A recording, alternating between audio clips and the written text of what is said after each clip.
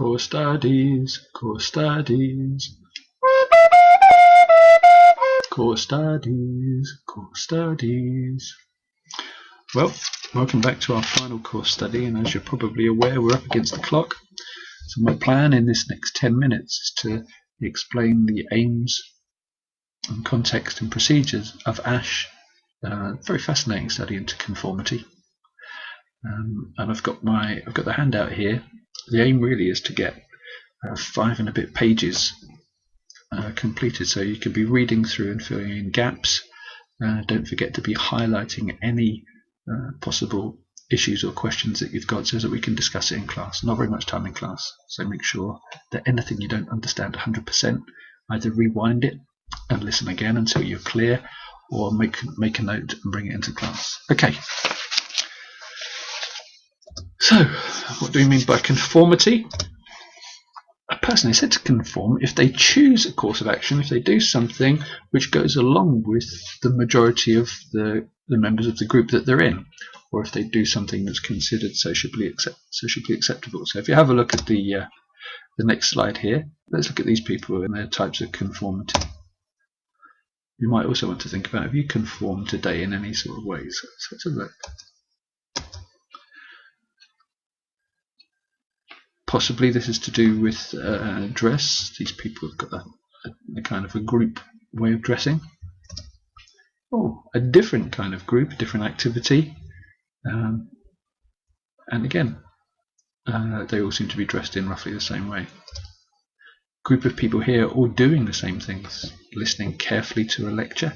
Could you see yourself maybe there? It looks like a university scenario for me there. Hopefully your university won't be quite so crowded as this.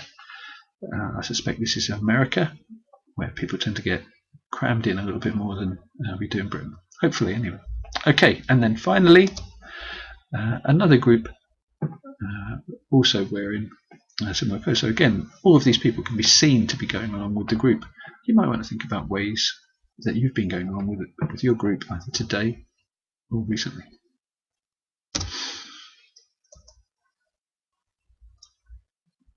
Important terms to know about, though. If someone actually doesn't go along with the group, decides to go against the majority view of something, then that's known as deviation. That person is deviating from their social group. Majority influence is another word for conformity, and it talks about how the individual has been swayed by the majority to do something. And again, if you were asked to define that, you would be able to give an example to get your second mark, don't forget. Public compliance. Sometimes people go along in public with what the rest of their group are doing, but they may not agree with it. They may not really believe the same things as the rest of the group. So if you've got a kind, gentle person who seems to be going along or accepting bullying on someone else, that would be public compliance. They may not agree with it, but they're going along with it. Private acceptance, on the other hand, is where not only does someone go along with a particular group, they also believe what that group shares the values of that group and believes what that group believes. Here's an interesting piece of film on an experiment on conformity. I'm not going to show it now. I want to get this bit done in 10 minutes, so I'm going to shoot through this. But go onto this PowerPoint on the blog and watch the video. Very interesting about the way people behave in a smoke-filled room.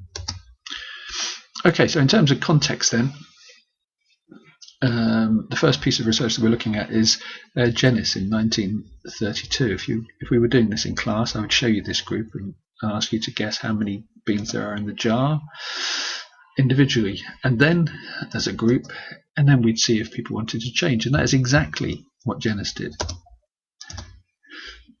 Ask them as individuals to write down how many beans they thought this bottle contained. And then they would put in a group with the bottle and asked to provide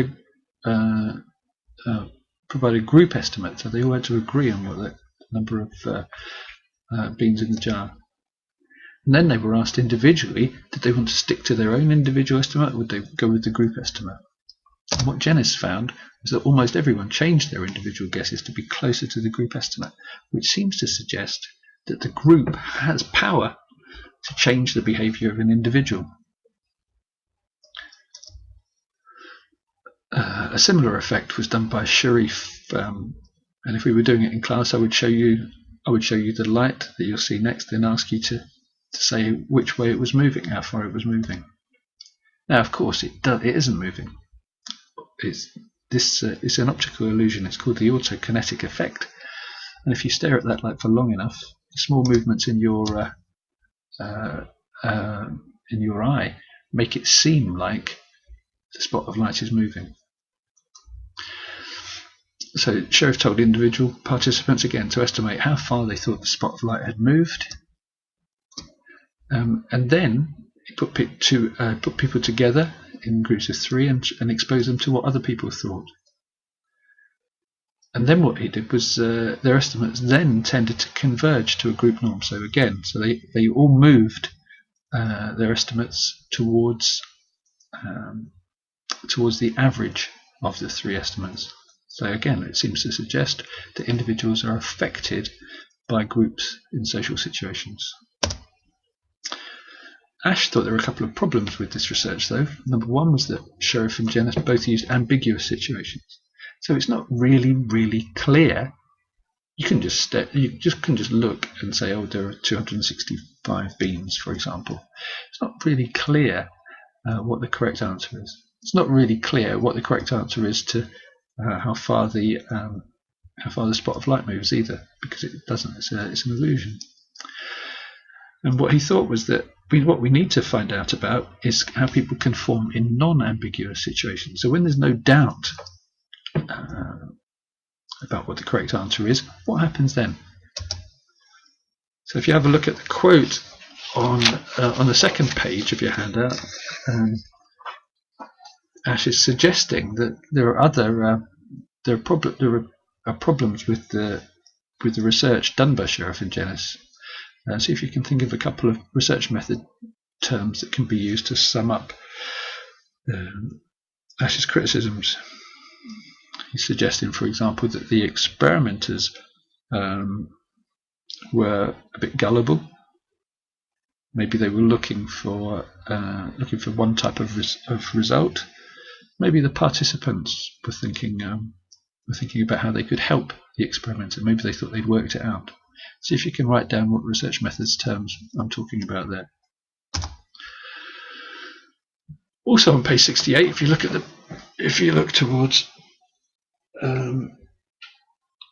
the context and name section, there are 2 further reasons for why Asch thinks it's important to study conformity. So have a look at those 2.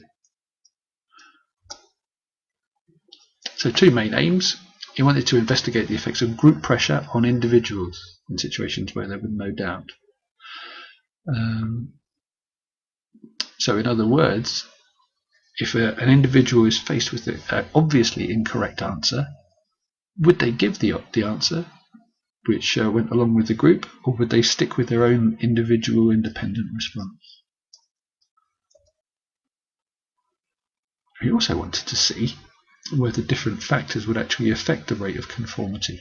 So have a look at the additional procedures information on page 69 and put them into the table and predict whether those factors will actually increase the rate of conformity, whether the conformity rate will go higher, or whether it will decrease the rate of conformity.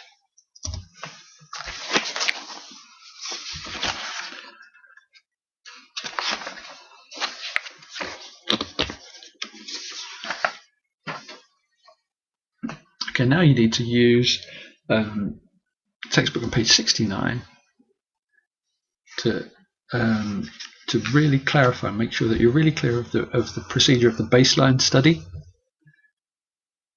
and then complete page 5 of your handout giving details of variations on the baseline procedure. So use the additional procedures section there to fill in details about the variations on the baseline procedure. There's an example of the task. So participants would be asked, which of these three lines is the same length as this line. Okay.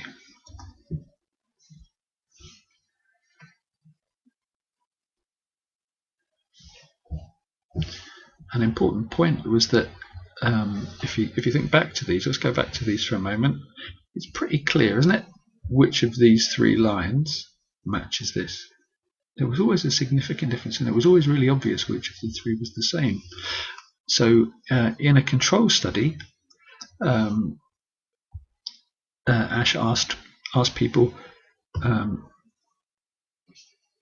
without any confederates or any of the other stuff involved in the procedure, and only 1% of people made errors when carrying out the task when they were on their own. So maybe this suggests, who knows, that this is quite an easy task.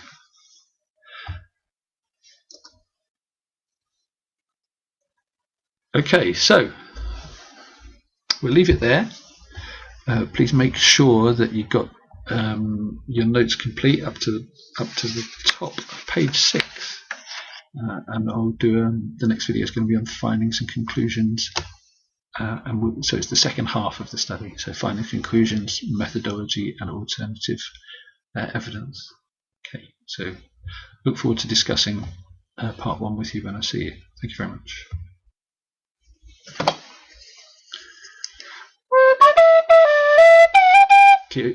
Oh, what are they called again?